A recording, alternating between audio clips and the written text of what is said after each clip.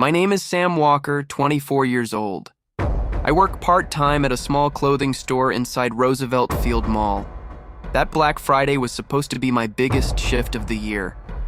I got there around 4:45 a.m., the air freezing, my breath visible under the dull orange parking lights.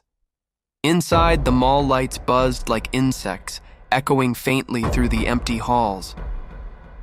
I remember thinking how calm it felt, like the moment before a storm. My manager, Jenna, handed me coffee and said, "Big day." I laughed, trying to ignore the knot in my stomach.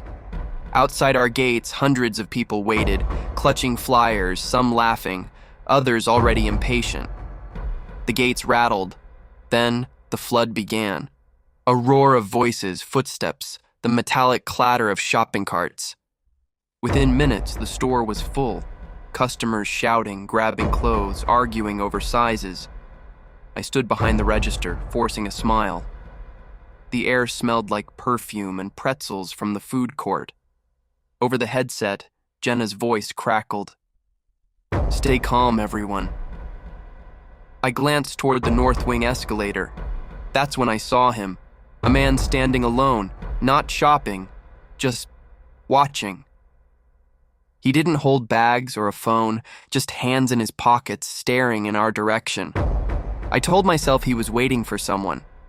Still, something about the way he didn't move made my stomach tighten. Hours passed, crowds surged and ebbed, but every time I looked toward that escalator, he was still there.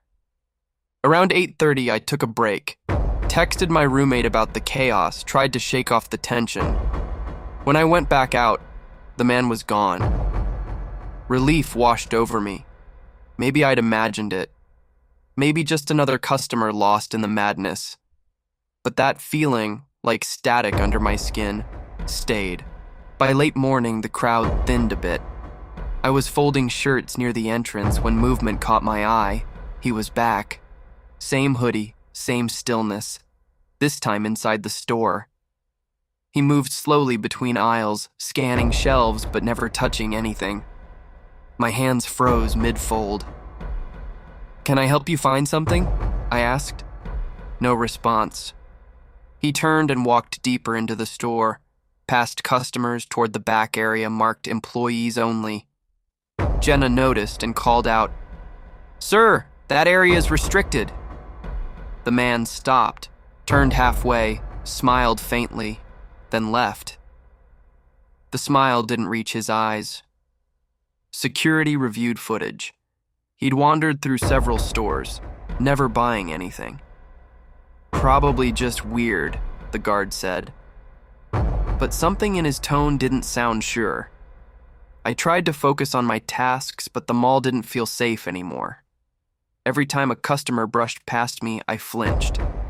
By 3 p.m., I was on my second break, sipping cold coffee in the food court. That's when I saw him again, seated just 2 tables away, staring. I couldn't ignore it anymore. My hands trembled slightly as I set the cup down. I stood and walked over. "Hey, are you following me or something?" I asked. He looked up slowly. "You work in that store, right?" His voice was calm, almost polite. "Yeah," I said cautiously. "You shouldn't have looked at me this morning." Before I could reply, he placed a folded piece of paper on the table and walked away. I unfolded it with shaking hands. Inside was a black and white photo, grainy, low resolution, of me behind the counter earlier that morning. My blood went cold. I ran to security again. They took the paper, made calls, but couldn't find him. No clear footage this time. They promised to escort me to my car later. The rest of the day blurred. I kept seeing his face every time I blinked. When I finally left after closing, the lot was nearly empty. My footsteps echoed.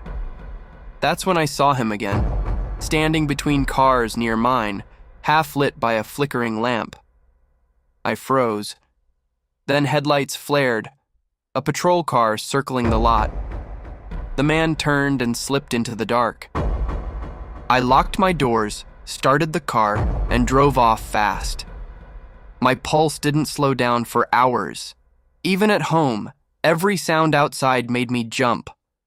I barely slept that night. The image of his calm face burned into my brain. Weeks later, I tried to move on. Quit that job, found another place.